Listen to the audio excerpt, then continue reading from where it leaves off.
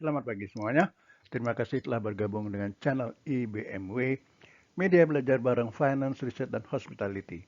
Kita membahas MKU Manajemen Keuangan dengan topik Kredit Risk bagian 6 pada sesi 13. Sebelum memulai sesi ini, silakan tekan tombol subscribe, like, dan share sebagai dukungan dan pemotivasi untuk pengembangan channel ini. Terima kasih dan selamat mengikuti channel ini. Kita masih di bunga antarbank. Dan sesi ini merupakan lanjutan dari sesi sebelumnya yaitu Credit Risk bagian kelima. Selamat mengikuti. Pada bunga antarbank kita akan berikan contoh JIBOR untuk Oktober 2023 yang terdiri dari tenor dan JIBOR. Untuk tenor 1 hari, JIBOR-nya sebesar 5,25%, 7 hari 5,35%, 14 hari 5,45%, demikian selanjutnya sampai dengan 360 hari sebesar 6,45%. Nah, berdasarkan data tersebut, dapat dilihat bahwa JIBOR untuk Oktober 2023 mengalami kenaikan dibandingkan bulan sebelumnya.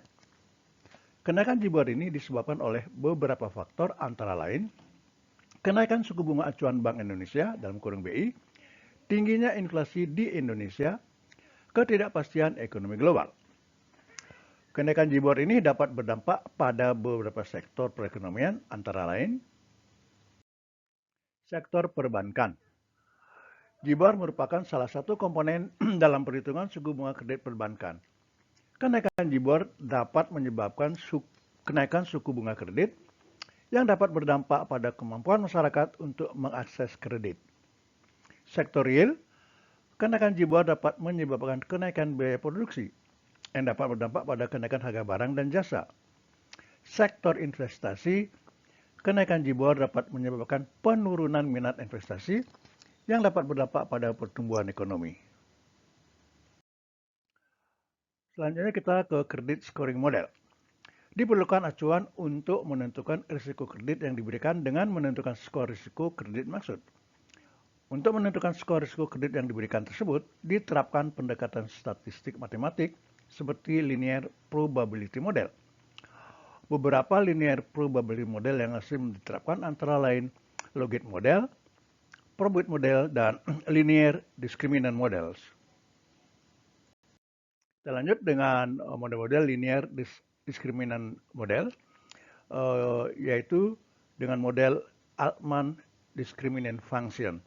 Modelnya adalah Z sama dengan 1,2x1 plus 1,4x2 plus 3,3x3 plus 0,6x4 dan 1,0x5, di mana x1 sama dengan likuiditas yang didapat dari working capital per total asset, X2 adalah profitabilitas dengan rasio retained earnings terhadap modal aset. X3 adalah leverage yang merupakan rasio antara EBIT dengan total aset. X4 adalah solvabilitas yang merupakan rasio antara market value of equity dengan book value of long term debts. Dan X5 adalah aktivitas yang merupakan rasio antara sales dengan total aset.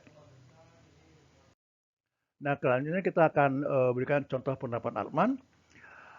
Bila rasio keuangan debitur seperti berikut. X1 0,2, X2 sama dengan 0, X3 sama dengan minus 0,2, X4 sama dengan 0,10, dan X5 sama dengan 2,0.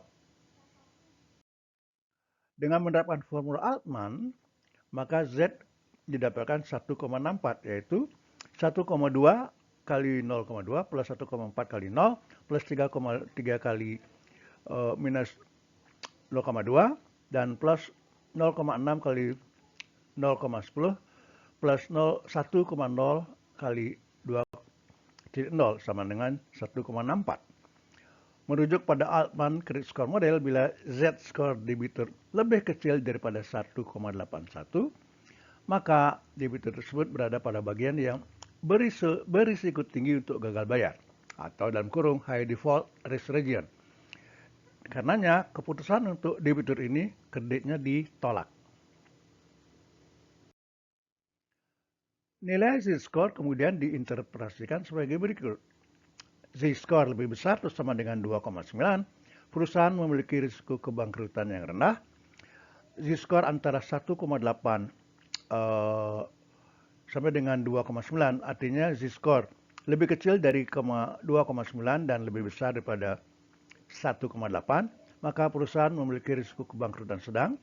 Bila z-score lebih kecil daripada 1,8, perusahaan memiliki risiko kebangkrutan tinggi.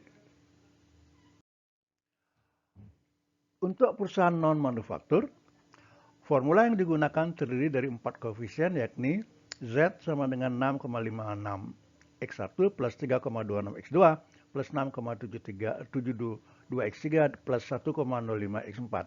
Dengan zona diskriminan sebagai berikut. Bila Z lebih besar pada 2,9 merupakan zona aman.